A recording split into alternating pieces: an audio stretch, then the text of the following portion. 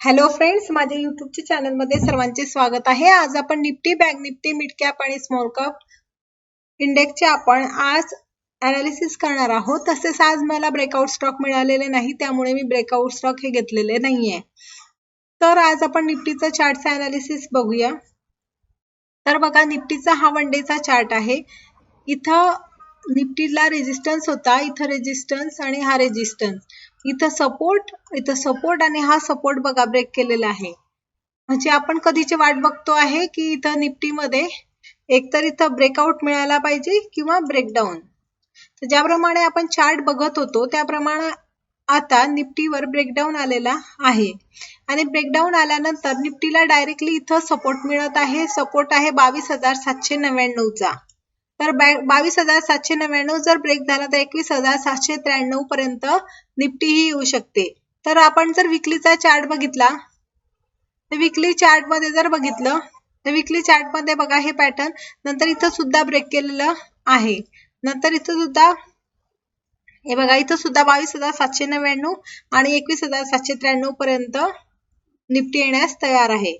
पण ही जी trend line दिसत आहे 22,799, ती जर ब्रेक झाली तर येण्याचा प्रयत्न करेल। तर अशा प्रकारे हे निफ्टीचे अनालिसिस आहे। नंतर पुढचा इंडेक्स आहे बँक निफ्टी। बँक निफ्टी मध्ये बघा सेम पॅटर्न, तर एक सिमेट्रिकल बेरिश ट्रायंगल पॅटर्न आणि निफ्टी मध्ये सुद्धा सिमेट्रिकल बेरिश ट्रायंगल पॅटर्न हे तयार झालेलं आहे। तर बघा, यामध्ये सुद्धा इथं हा रेजिस्टन्स रेजिस्टन्स रेजिस्टन्स, इथं सपोर्ट सपोर्ट, इथं सपोर्ट सपोर्ट आणि इथं बघा ब्रेक केलेला आहे। त्यानंतर डायरेक्टली बँक निफ्टी इथं सपोर्ट तोडल्यानंतर इथं खाली आलेला आहे। ज्याप्रमाणे आपण म्हणत होतो, जोपर्यंत वरती बँक निफ्टी जात नाही किंवा खालची पॉसिबिलिटी, दोघं पॉसिबिलिटी असू शकतात। तर बँक निफ्टीने हा ब्रेक केलेला आहे आणि त्यानंतर 48,625 हे बँक निफ्टीचे टार्गेट आलेलं आहे। त्यानंतरचं पुढचं टार्गेट आहे 46,361 जर ही ट्रेंड लाईन ब्रेक केली तर। जर ही ट्रेंड लाईन ब्रेक नाही केली आणि तर वरती ही बँक निफ्टी जाण्यास तयार आहे। तसंच निफ्टीचा सुद्धा इथं 22,799 पर्यंत येऊ शकते। त्यानंतर जर ब्रेक नाही केला तर वरती जाण्याची पॉसिबिलिटी आहे।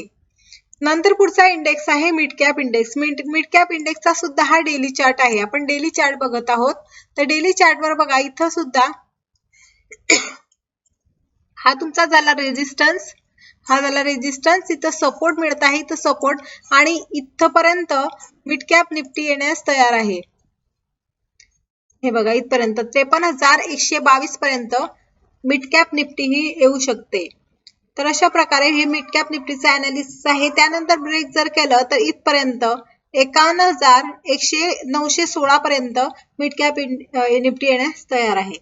नंतर पुढचा इंडेक्स आहे small cap index. Small cap index मध्ये बघा, इथं सुद्धा बघा रेजिस्टन्स रेजिस्टन्स रेजिस्टन्स रेजिस्टन्स, इथं बघा, इथं एक सपोर्ट मिळालेला आहे। नंतर इथं आपण म्हणू शकता सपोर्ट। तर इथं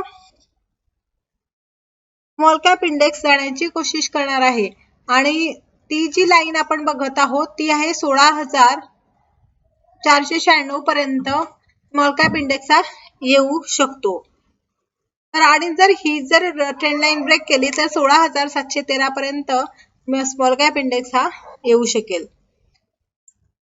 जर आपण स्मॉल कॅप इंडेक्सचा विकली चार्ट बघितला तर इथं सुद्धा 16,713, जर इथं जर 16,432 जर ब्रेक झाला तर 16,713 येण्यास तयार आहे।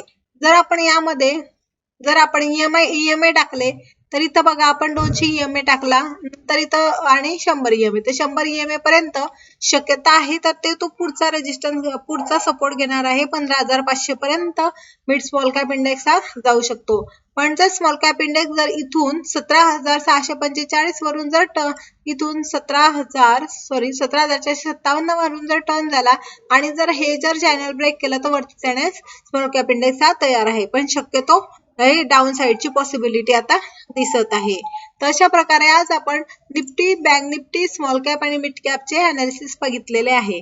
कोणत्याही प्रकारचे कोणतेही ब्रेकआउट स्टॉक मला मिळालेले नव्हते, कारण ब्रेकआउट स्टॉक जर घेतले असते तर आपण लॉस मध्ये सुद्धा जाण्याची शक्यता असू शकते। त्यामुळे मार्केटच्या पडत्या मार्केटमध्ये मला ब्रेकआउट स्टॉक हे चांगले मिळालेले नाहीत। तर असे अनालिसिस बघायचा असेल तर चॅनलला सबस्क्राईब करा, व्हिडिओला लाईक करा, शेअर करा. थँक्यू.